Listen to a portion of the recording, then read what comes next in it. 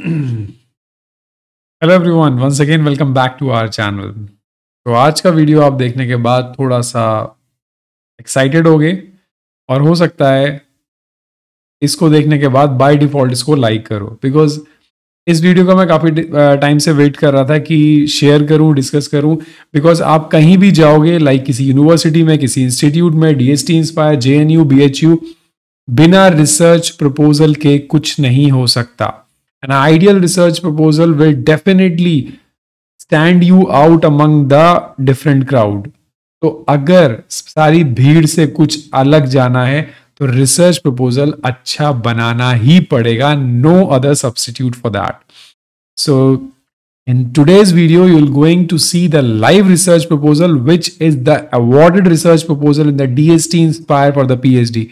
So you just take an idea कि कैसा होता है, और जिसको भी कोई डाउट होगा वो मेरे से डिस्कस करके रिसर्च प्रपोजल अपने फाइनल करेगा। तो चलिए आज का वीडियो स्टार्ट करते हैं। ध्यान से सुनिएगा, कुछ भी स्किप मत करिएगा। But before that subscribe the channel. मैं दोबारा बोलूंगा, आप लोग देख तो बहुत रहे हो, सपोर्ट भी बहुत कर रहे हो, बट सब्सक्राइब नहीं कर रहे हो और लाइक भी नहीं कर रहे हो। सो अगर लास्ट तक वीडियो आपको पसंद आए तो लाइक जरूर करना और चैनल को सब्सक्राइब जरूर करना, बिकॉज प्रपोजल बनने में डेफिनेटली 101% आपकी पूरी की पूरी हेल्प होने वाली है इस प्लेटफॉर्म पे ओनली। तो चलिए आज का वीडियो स्टार्ट करते हैं। सो देखिए, रिसर्च प्रपोजल जो होता है थोड़ा थोड़ा वेरी करते हैं फॉर्मेट्स, बट अगर मैं बेसिक फॉर्मेट की बात करूं तो बेसिक फॉर्मेट जो होता है ऑलमोस्ट सारे रिसर्च प्रपोजल का सेम होता है। सेम आई मीन टू से उसके अंदर सबसे पहले, because this is a research proposal, you are proposing some research on your behalf for some degree, for some project, for some funding. But the main motto of the research proposal is that you have something to do unique which was not done before. तो आपको क्या करना होता है, आपको उसके बारे में पहले, like the literature which is yet not published, what unique you are doing, the objectives, the hypothesis which you are proposing must be there in your research proposal very clearly with the supporting facts. तो ये दिमाग में बिल्कुल clear रखिए, whatever topic you are choosing for your research proposal, the things, the background, you must have the detailed knowledge.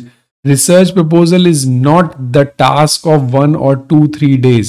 You have to go through the literature review first, then only you can plan some unique objectives. तो चलिए आज हम एक detailed write up में आपको दिखाता हूं, जिससे आपके दिमाग में जो आपका टॉपिक चल रहा होगा उसकी हेडिंग से आप नोट करते जाना साथ में, और आप मेरे को हेडिंग्स भेज सकते हो। मैं आपको सैंपल भी and also the finalised version of your proposal हम फाइनल कर लेंगे, बस मुझे थोड़ा टाइम चाहिए होगा। तो आप अपनी हेडिंग्स एज पर दिस रिसर्च प्रपोजल फाइनल कर सकते हो, बिकॉज डीएसटी इंस्पायर भी आने वाला है, जेएनयू ऑलरेडी आ चुका है। लाइफ साइंस के अंदर बहुत अच्छे टॉपिक हैं रिसर्च करने के लिए, और बीएचयू का नेक्स्ट वीक आने वाला है। तो बिना रिसर्च प्रपोजल के you cannot apply, you cannot enter in the university. Got it? तो देखिए, ये तो एक बेसिक डिटेल हो गई, बेसिक राइटअप। अगर आप एक पेज बना लीजिए जिसमें नेम ऑफ द स्टूडेंट, अगर आप ऑलरेडी आपके पास कोई आईडी है, you are a PhD scholar, you are suppose to apply for some application, तो आपके पास वो नंबर है, then you can add this number. Now the degree program definitely PhD अगर आप रजिस्टर्ड हो और फिर किसी रिसर्च प्रपोजल को डाल रहे हो, देन, बिकॉज कई बार ऐसा होता है कि कुछ लोग ऑलरेडी रजिस्टर्ड होते हैं फिर किसी प्रपोजल को डाल रहे होते हैं, in that case you have to mention now the faculty, in which faculty you are, your registration year if it is there, otherwise skip. Major subjects or minor subject, for example broad subject microbiology and the minute subject, मैं suppose bacteriophage पे या molecular या TB पे काम करना चाह रहा हूँ, so like this, pathology, anatomy, then name of your university and the topic. Proposed topic is very important and it must not be very long. ये देखिए बहुत long नहीं है, ये short में है, तो प्लीज बी प्रिसाइज। टॉपिक पढ़ने के बाद चीजें जस्ट इतना क्लियर हो जाए कि what you are doing going to do. Like see study on biology, molecular characterization, eco friendly management of some root knot nematodes and rice. उसके अंदर जो निमेटोड्स होते हैं उसकी पूरी कंप्लीट क्या करना है, बायोलॉजी पढ़ना है, मॉलिक्यूलर कैरेक्टराइजेशन पढ़ना है, eco friendly management. See, this is a research proposal of agriculture. So all those agriculture students, those who are listening this video, this will help you a lot. But do not get confused. हम तो life science के, हम तो biology के हैं, हमको इस research proposal से फायदा नहीं मिलेगा। Definitely you will get this benefit. Now the introduction start. मैं इस टॉपिक की बात नहीं कर रहा हूं, मैं ब्रीफ रिसर्च प्रपोजल बता रहा हूं। If you are working on XYZ plant, virus, some zoology, some botany, plant, तो आप किसी पे भी काम कर रहे हैं उसका आप बेसिक इंट्रोडक्शन स्टार्ट करो। ठीक है, पहले in general introduction. For example यहां पर राइस की बात हो रही थी, तो आपने राइस के बारे में इन जनरल बताया, which is the most important crop. ठीक है, आपने बता दिया उसके बारे में कितना यूज होती है एशिया में, देन इंडिया में, in general, irrespective of the nematode, irrespective of the molecular characterization, irrespective of the biology. तो आपने इन जनरल बताया, देन आपने कुछ डेटा दिया, because that showed that how much research you have done, literature review. आपने data दिया कि approximately इतने हेक्टेयर लैंड के अंदर जो इतना प्रोडक्शन है, होता है और कितना होना चाहिए। Got it. फिर आपने इंडिया में भी डेटा बता दिया, because you are working in India, so you have to input about the national level also, national data must be there. फिर आपने वेराइटी बता दी, basmati rice. If you are working on some other variety of the plant, then उसके बारे में आप बताओ। This is similar for the like organism.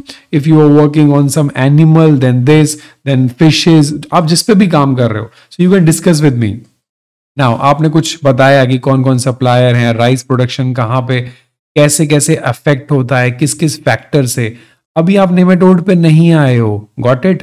अभी आप इन जनरल बता रहे हो कि कौन से अदर फैक्टर्स अफेक्ट करते हैं उसके ग्रोथ को। ठीक है, कितना बिलियन, कितना प्लांट पैरासाइट, निमेटोड उसको अफेक्ट करते हैं और इन जनरल क्या लॉस होता है।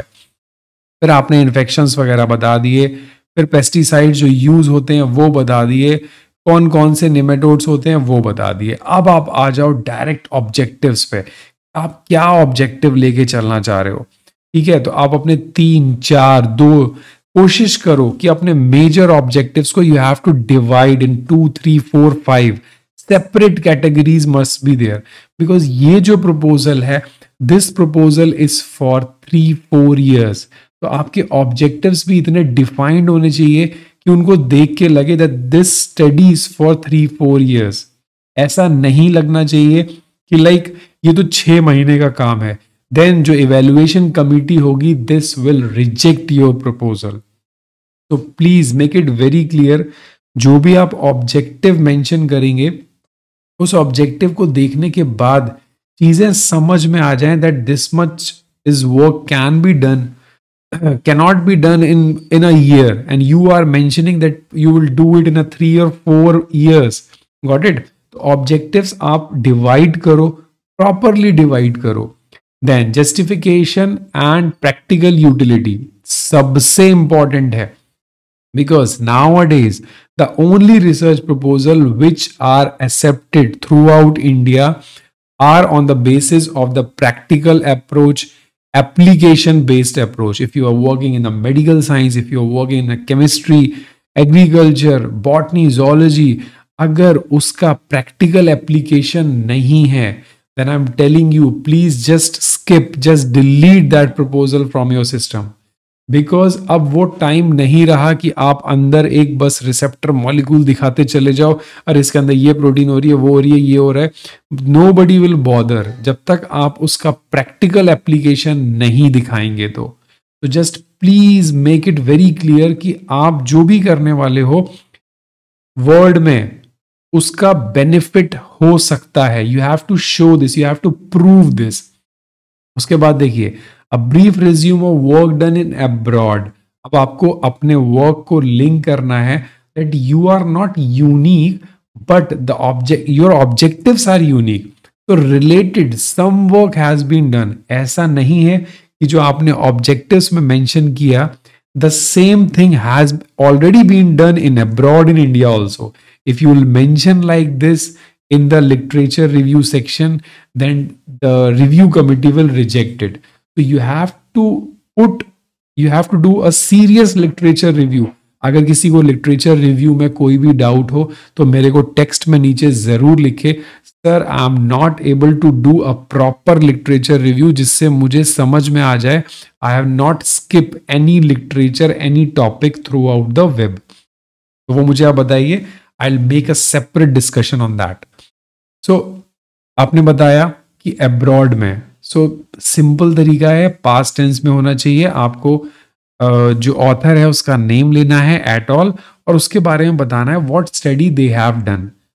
याद रखिए, अगर आपको सेम ऑब्जेक्टिव्स की स्टडी पब्लिश्ड मिल जाती है, then your objective, your proposal is all waste. इसीलिए literature review is very very very important. तो आप ऐसे 2-3 रेफरेंसेस बता दीजिए लिटरेचर रिव्यू के अंदर विच इज रेलिवेंट और just correlating with your objectives, that your objectives are highly important for the upcoming time. ठीक है, आपको अपने ऑब्जेक्ट जो पुराने लोग पब्लिश किए हैं, आपको ये बताना है कि only this much part they have done. Now I am planning to cover all these objectives because this is the gap in the literature. Got it? उसके बाद आपको एक हेडिंग दे देना है, a brief resume of work done in India. आप India में भी बताओ कि इंडिया में किस लेवल का काम हुआ है. They have not done anything, like they have just presented only preliminary studies, this at all.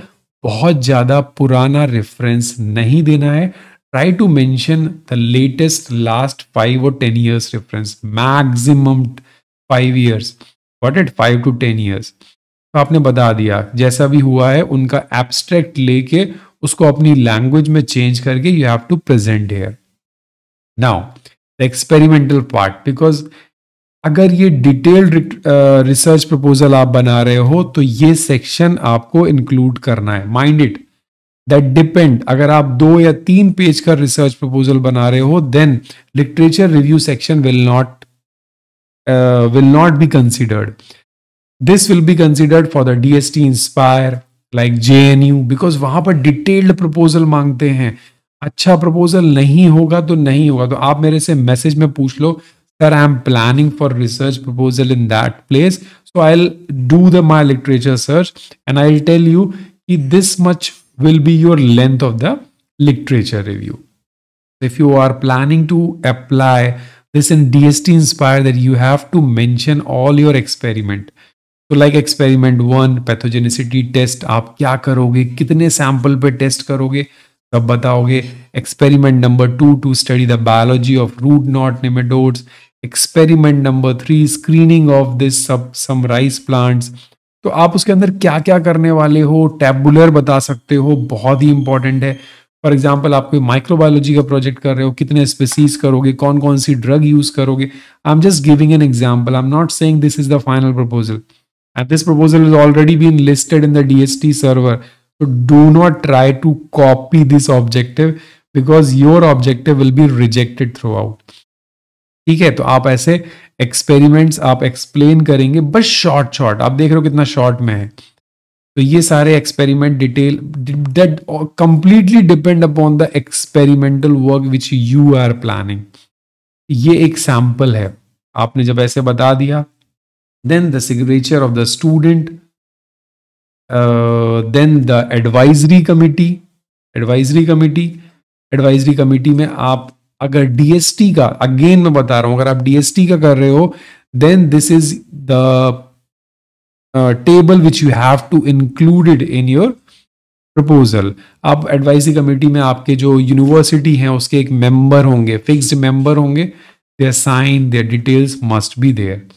So this is all about the research proposal of DST JNU I can say. तो अगर आप किसी दूसरी university का बना रहे हैं या फिर आप फंडिंग के लिए बना रहे हैं तो आप मेरे को बताओ, I will show that proposal also. मेरे पास SRF के प्रपोजल हैं, मेरे पास डायरेक्ट DST फंडिंग के प्रपोजल हैं जहां हम 15-15 लाख की फंडिंग्स मांगते हैं. I will share, not an problem.